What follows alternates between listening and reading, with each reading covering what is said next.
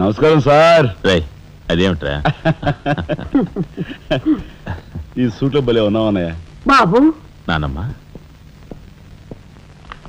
పద రామ్మ.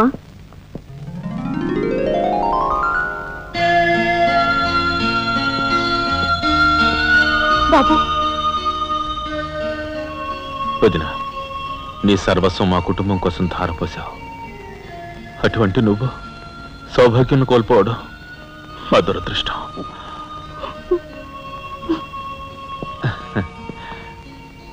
నేను కలెక్టర్ అయ్యానంటే అది మా నాన్నమ్మ ఆశీస్సులే. నూరేళ్ళు చల్లగా ఉండండి. నాదే ఉందరా రాఘవ. ఆ సమయానికి చిన్నాడు ఆదుకోబట్టి ఈరోజు మనకి ఈ భోగం పట్టింది.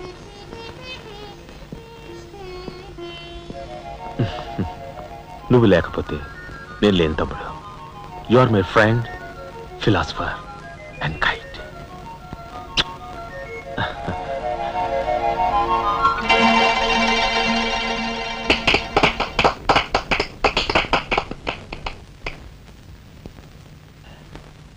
నానమ్మ, నాకు బంగ్లా అలాట్ చేశారు.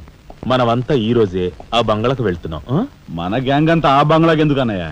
చూడు రాజా, నేను ఐఏఎస్ పాస్ అయింది మనం వేరు వేరు కాపురాలు పెట్టడానికి కాదు. మీరందరూ అక్కడ రాకపోతే నాకు ఆ కలెక్టర్ గిరి అక్కర్లేదు. అంత మాట అనుకురా రాఘవ.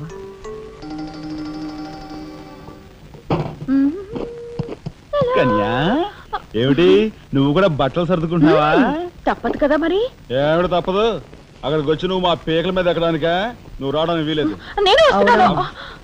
మా పెద్దోడు పోయి అన్నాళ్ళు కాలేదు. ఇంట్లో దీపం పెట్టకుండా ఉండకూడదు. అందుకని నీకెక్కడైనా మంచి ఇల్లు దొరికేదాకా ఈ ఇల్లు నీదేననుకో. ఏ నేను వస్తాను. అక్కర్లేదు, ఇక్కడే ఉండమ్మా. నీ పంచు